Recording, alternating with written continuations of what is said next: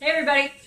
Wanted to show you how you can grow out mushroom spawn, maybe save yourself a little bit of money, or if you wanted to grow indoor mushrooms, this would be a good way to do it as well. What I have in front of me here are 2-gallon buckets. Now the one I'm holding has holes drilled into it. I'll get to why that's important in a minute. The one that I have in the sink here and these on the counter do not. They're solid buckets.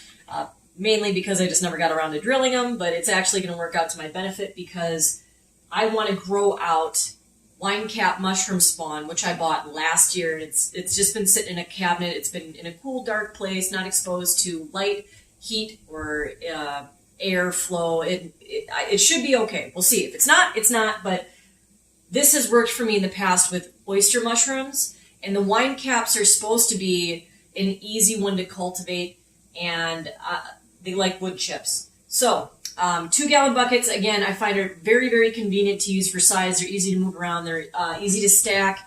And when you have a indoor grow tent, it's even easier to work with versus like a 5-gallon bucket.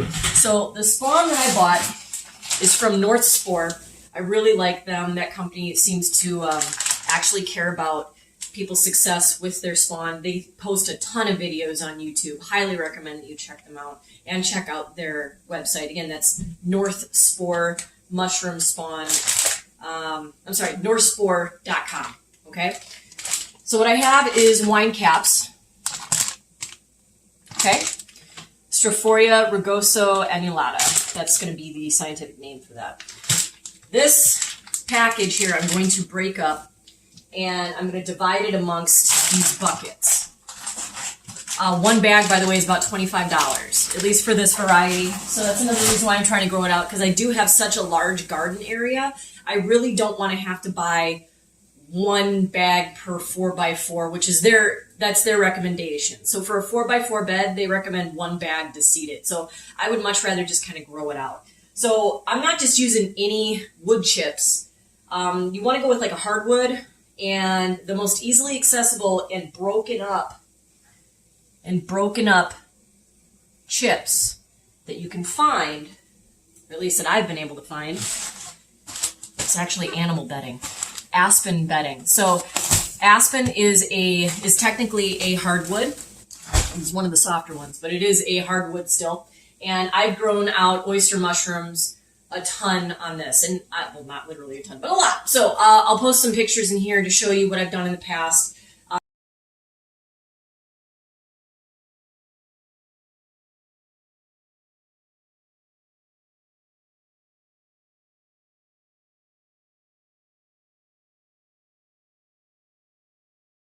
Mycelium, which is the root structure of the mushroom, is going to eat through all of this, okay? And when it starts to pin through the holes, and this is specifically oyster mushrooms that I'm talking about, it's going to pin through these holes, and you're going to get a massive flush of mushrooms that comes out of that tiny little hole there. And then when you have the spacing on here, it allows for more moisture to get to it, more airflow to get to it, and encourages more growth. So why do I have the wood chips inside these buckets that don't have the holes? Because first I want to pasteurize the wood chips. Now, chances are these chips are totally fine. They've been in a sterilized bag. There's no sign of any bugs. There's no moisture in them at all.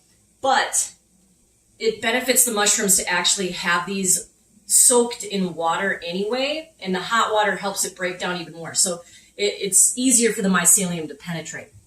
So what I'm going to do here is I've got water boiling on the stove. Don't mind my mismatched oven gloves here. And we're just going to pour the boiling water over the top.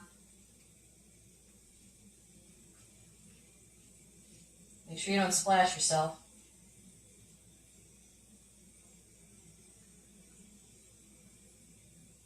All right.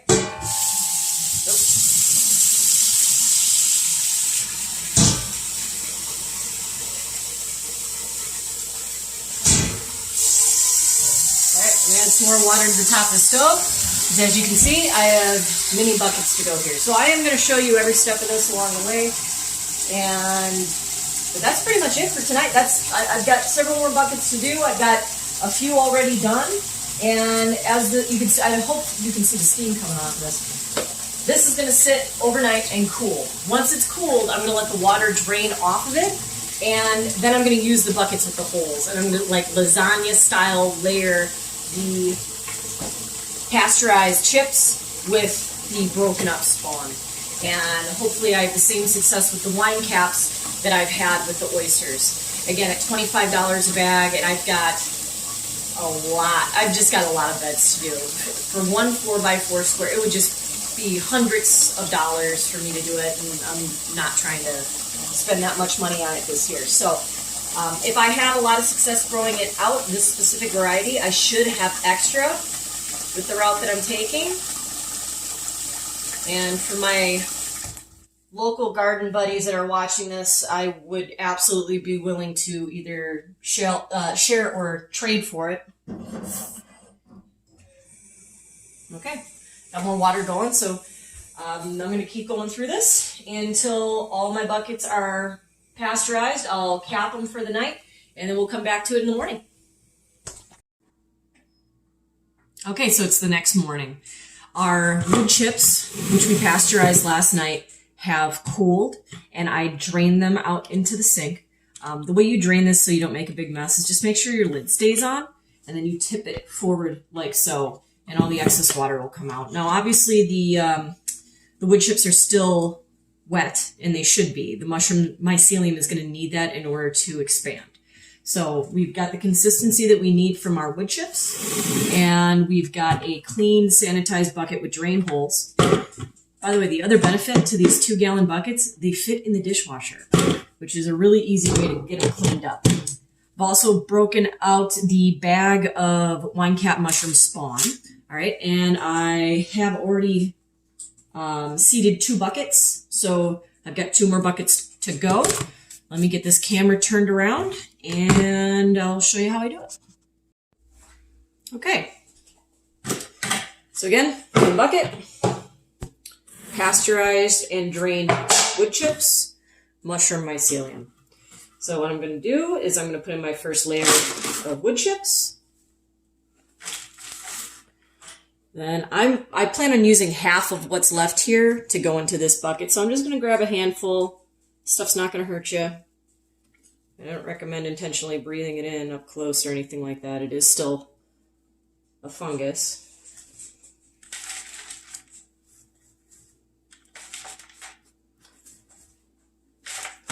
And then you're going to compact the layers as you go.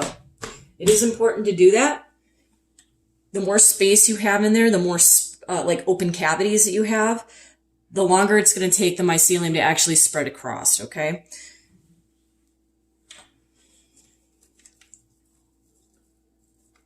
And this is like a mushy consistency. Like I said, this bag is about a year old. So I would have much better luck with this if it was fresh. But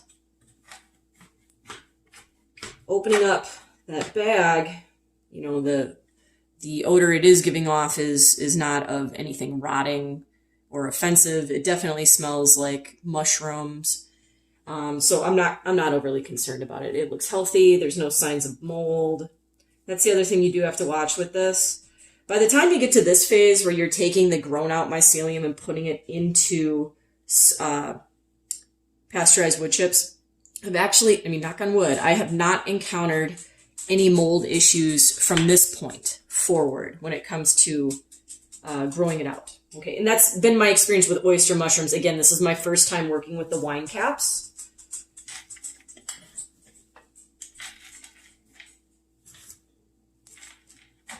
I do not intend to fruit the wine caps out of these buckets. What I intend to do with it is once the mycelium has completely overgrown the wood chips, and it'll look like a white spongy mass, okay? Then it's ready to move out into the garden, and I will seed it into my garden beds, which do get straw, fresh compost, and wood chips. So there will be plenty for the mycelium to eat.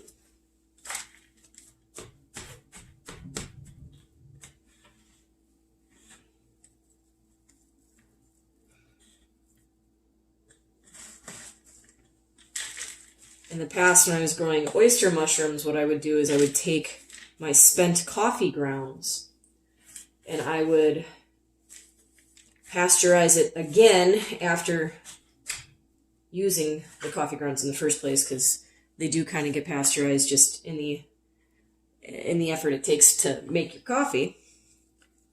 But I wanted to make sure there was no mold in it, so I would pasteurize it a second time.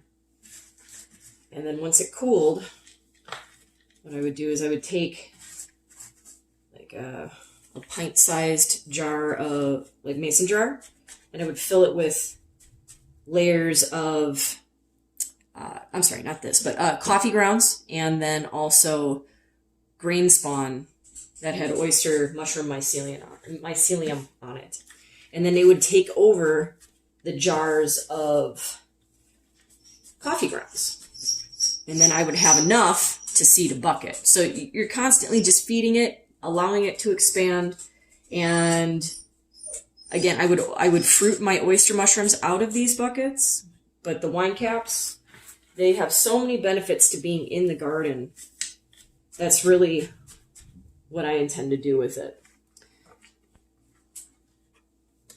If you're watching this because you are interested in growing mushrooms for the first time, you should really start with something like oyster mushrooms. They'll even grow on toilet paper rolls. I mean, it's very easy to do. It's even a fun experiment to do with kids. Get them interested in it. And if you want to nerd out even more, I highly recommend you look up Paul Stamets. I think is how you pronounce his last name. He has so much knowledge from a lifetime in educating himself on mushrooms of all types across the world. It's really, really informational. He's got some great books. Mycelium Running is a phenomenal book, which was actually my inspiration to want to get the wine cap mushrooms put into my garden because of all the benefits that they do have, not just to the soil health, but also for bees, capable of removing toxins from the soil, beneficial to your plant life. There's a little excess water in the bottom of this I'm going to drain off real quick.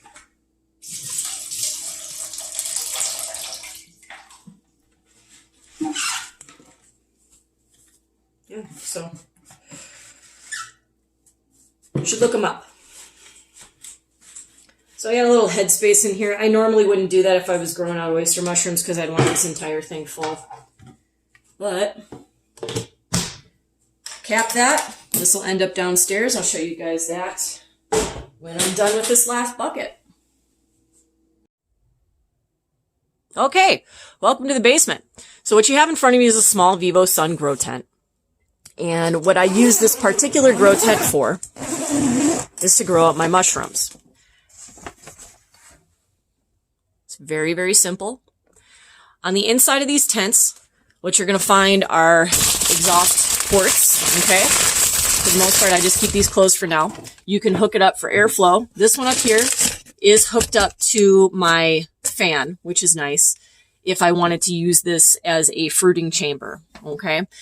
It has a ton of options as far as how you want to set this up. It's got hooks at the top so you can hang lights from if you wanted to.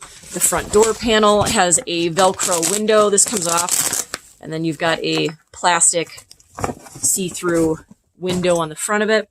And it also has a drip tray in the bottom, which is removable. So if you make a mess or whatever, you just need an easy cleanup. It's very easy to remove this, and you don't have to disassemble your tent to clean it. Now, what I've got here are my 2-gallon buckets, which are all drilled for drainage at this point. As I said, I'm not fruiting out the wine caps in these buckets. So all 4 of these are filled with the pasteurized wood chips and the seeded mushroom spawn, and it's like lasagnaed into here. All right. I still have to make up 4 more buckets, but as I said in one of my other videos, I do work full time. So this is kind of all the time I had this weekend was to get 4 buckets taken care of. Next weekend, I'll hopefully get the other 4. So with the oyster mushrooms that I used to grow, I would use this tent, and at this stage, the buckets would live in here for about a month while the mushroom mycelium expands and takes over everything in the bucket. All right. And at that point, then you would remove the bucket and put it into a fruiting chamber. I'm not going to do that with the wine caps. As I said earlier, this is going, once it's completely overgrown, is going to go out to the garden. Now, with the oysters, again, it was a month to grow it out. I do not know how long it's going to take the wine caps to grow out. Hopefully a month. I would assume a month at the minimum, just in the event that they are as aggressive growers as oysters, and that I'm not positive of. I know that they're very easy and they're supposed to be aggressive, but a few months from now, I mean, it's January, so we've got a few months before anything's going out anyway. So there's plenty of time for these to grow out. Once they're grown out, I'll take them out of the tent and then get them into the garden. If I was to use this as a fruiting chamber, though, just for your information, what you'd do is you'd have to get some sort of artificial light into here, because the mushrooms, in order to fruit, are going to need light. They're going to need humidity, and they're going to need airflow. Okay. So yeah, at that point, I would kick on the fan. I would have a light bar in here, and I would have a humidifier in here that would be running fairly regularly. And then you could actually fruit mushrooms in a tent like this. I just chose not to do that this year. Okay. But I had originally planned to do that with this tent, but I'm still finding it to be extremely useful just to be able to grow out the mycelium. I may go back to doing it with the oysters. We'll see. I do have more blue oyster spawn upstairs. So, all right. Well, that's it for the tent. I hope you guys found this informational. And if you're interested in the updates for this, please subscribe to the channel and I will make sure to get back to you. Take care, guys.